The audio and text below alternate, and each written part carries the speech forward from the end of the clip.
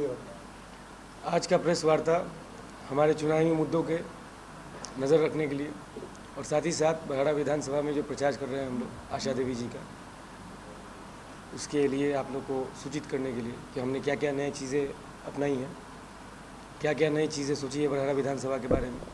आने वाले 5 सालों में बराड़ा विधानसभा का भविष्य क्या रहेगा अगर हम चुनाव जीतते हैं। क्या मुद्दा है, क्या एजेंडा आपका है जो?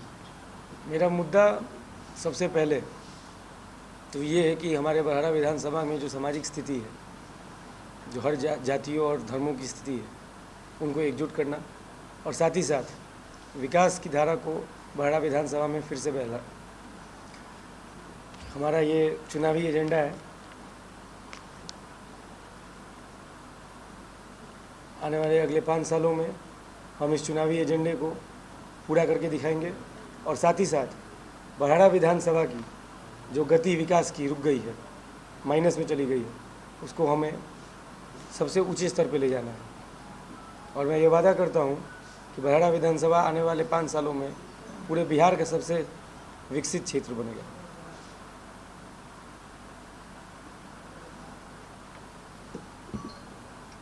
निर्दलीय प्रत्याशी के तौर पर आपकी माँ आपका दिल्ली मैदान में है जी। पिछली बार उनके साथ पार्टी का सिंबल था जी।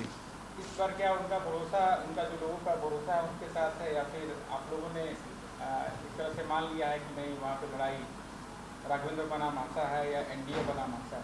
क्या है वहाँ माहौल अभी फिलहाल? आप लगातार कैंपेनिंग कर रहे हैं इलाके में। बराड़ा विधानसभा का फिलहाल माहौल युवाओं पूरा जोश से भरे हुए हैं और साथ ही साथ हमारी लड़ाई सरोज यादव जी से, क्योंकि हम मानते हैं आज भी अपने आप को उसी समाज से जिस समाज से हमें निष्कासित करने का काम किया गया है।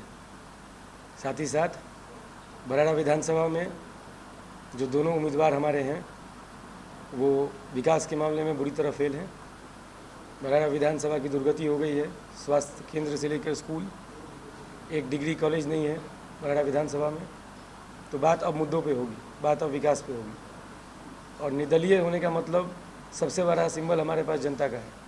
हम जनता के पार्टी से चुनाव लड़ रहे हैं और बेशक चुनाव जीतेंगे भी।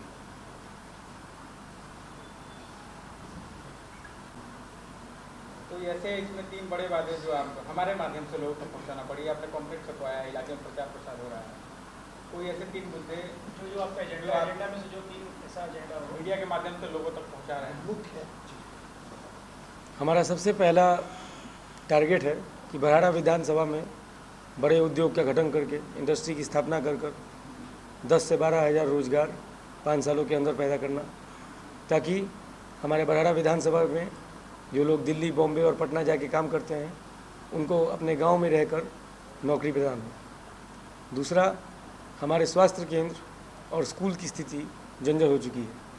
इसलिए मैंने फैसला किया है कि अगर हम चुनाव जीतते हैं तो आशा देवी जी के नेतृत्व में जितने भी स्वास्थ्य केंद्र और जितने भी स्कूल्स हैं उनको हम मरम्मत करके या निर्माण करके, और वहाँ 24 घंटे CCTV कैमरा के थ्रू सर्वेलेंस रहेगा, ताकि कोई भी काम में कोताही ना हो।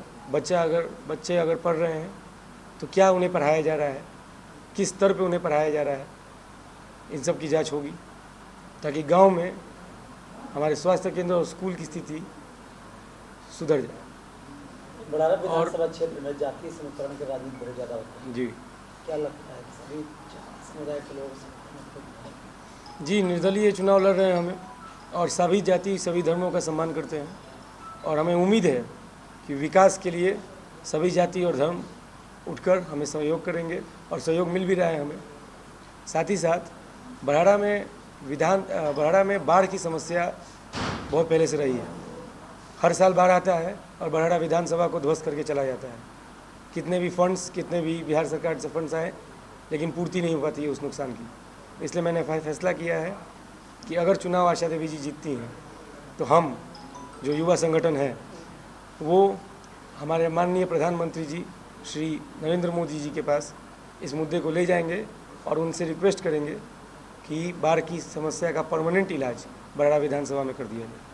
अगर आप आपकी पार्टी में मंच करेंगे देखिए, जनता के पार्टी से हम चुनाव लड़ रहे हैं और जनता हमें चुनाव अगर जिताती है तो जनता का ही फैसला रहेगा कि हम वापस से भारतीय जनता पार्टी में शामिल हो या निर्दलीय चुनाव आगे लड़ें।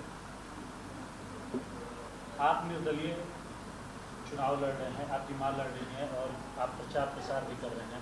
लगातार हेलीकॉप्टर से बड़े बड़े नेता कैंपेनिंग कर रहे हैं आपके क्षेत्र में, क्या प्रभाव पड़ेगा इसका? बरहाड़ा विधानसभा का विकास सिर्फ वहाँ का उम्मीदवार कर सकता है।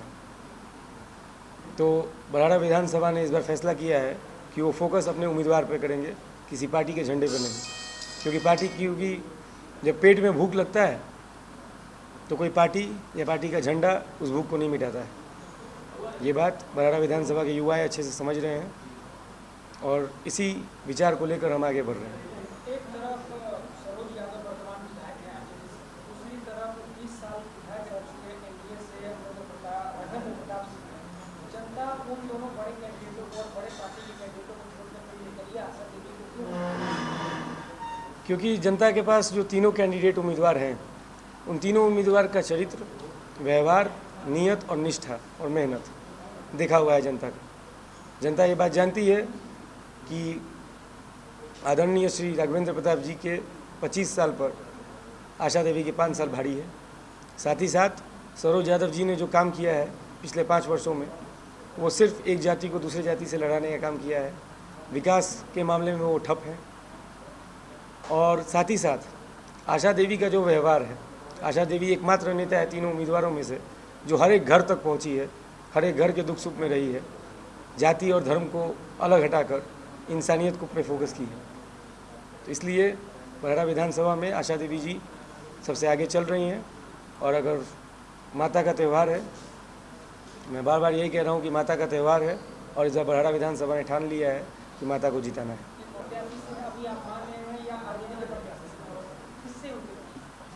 जनता के पार्टी से हम चुनाव लड़ रहे हैं तो उम्मीदवार तो हमारे लिए दोनों हैं, पर हमारा फोकस सरोज यादव जी पर है क्योंकि राघवेंद्र प्रताप जी को 25 साल जनता ने परख लिया है। उनका व्यवहार, उनका विकास, सब चीज़ देखा हुआ है जनता की। तो इसलिए हमारी लड़ाई सरोज यादव जी से हम मान रहे हैं, उस विचारधारा के खिलाफ लड़ाई मान